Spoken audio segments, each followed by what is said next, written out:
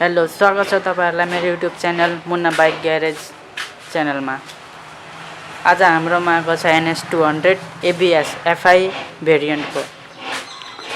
यसको पहिला display on गरेर देखाउँछु कति कुदेछ।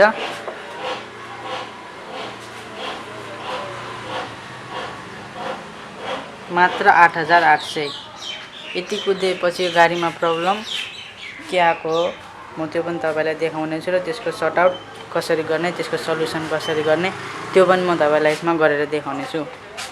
यसको सबभन्दा प्रब्लम भनेको सेल्फ स्विच क्लिक गर्दा सेल्फ हान्दैन, सेल्फ स्टार्ट हुँदैन। यसको माल फंक्सन लाइट पनि अन छ। केही न केही यसमा सेन्सर खराब छ देखाइरहेछ गाडीले। हामीसँग ओबिडी स्क्यानर भएको भए एकैचोटीमा स्क्यान गरेर थाहा हुन्थ्यो के हो प्रब्लम। अब हामीसँग स्क्यानर अवेलेबल नभएको कारणले हामी स्टेप बाइ स्टेप यसको प्रब्लमको सल्युसन निकाल्छौं। यसको ब्याट्री लो भएर चार्जमा हालेको छौं। यसमा अर्कै ब्याट्री हामी तत्काल काम चलाउनको लागि जोइन गरेको छौं र यसको भोल्ट कति छ त्यो पनि देखाउँछु।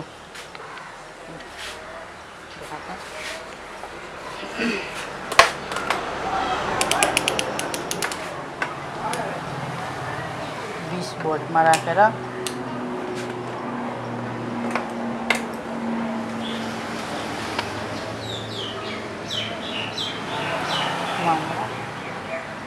बाह्र भोल्ट ब्याट्री चार्ज छ। सेल्फ हान्नको लागि यति हुनै पर्छ, ब्याट्री चार्ज छ। अब यसमा समस्या के छ, सेल्फ हान्दैन।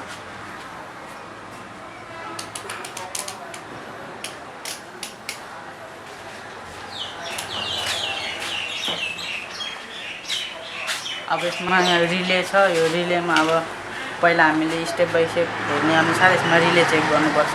यहाँ तीनटा रिले छ। तीनटा रिलेमा 1 नम्बरको यो रिले पम्प रिले, यो भने स्टार्टको मेन रिले, यो 3 नम्बरको मेन रिले हो। हामीले स्टार्ट रिलेको चेक गर्नुपर्छ। डाइरेक्ट गरेर एकचोटी चेक गरौँ सेल्फ हान्छ कि हान्दैन। डाइरेक्ट गरेर सेल्फ हान्यो भने यो रिले खराब हो बुझ्नु पर्यो। डाइरेक्ट गर्दा पनि सेल्फ हानेन भने त्यसपछि अरु के प्रब्लम हो त्यो हामीले फाइन्ड गर्नुपर्छ। पहिला चाबी अफ गर्छु।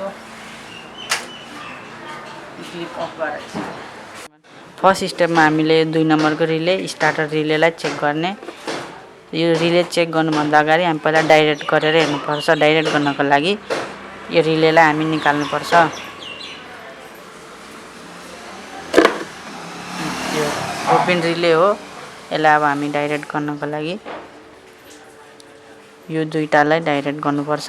यहाँ यो तारको थ्रुबाट यो दुईटा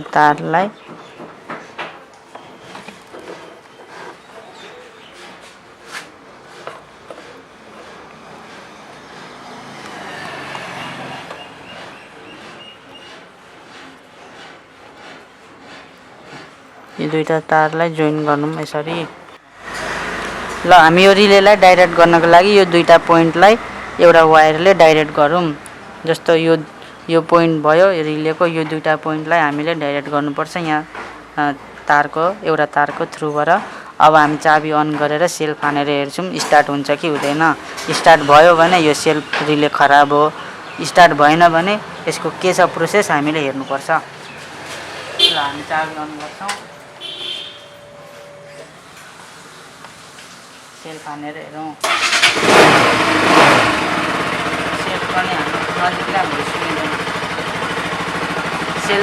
सेल्फ हानिसक्यो भनेपछि यसको यो रिले खराब हो। यो अर्को रिले हालेपछि सेल्फ काम गर्छ। यो ns200 FI ABS को बाइकमा सेल्फ प्रब्लम भयो भने यसरी हामीले सर्ट आउट गर्न सकिन्छ। यहाँ डिस्प्लेमा यसको यहाँ माल फंक्सन लाइट पनि चेक लाइट पनि अफ भइसक्यो भनेपछि यसको प्रब्लम नै सेल्फ रिले हो।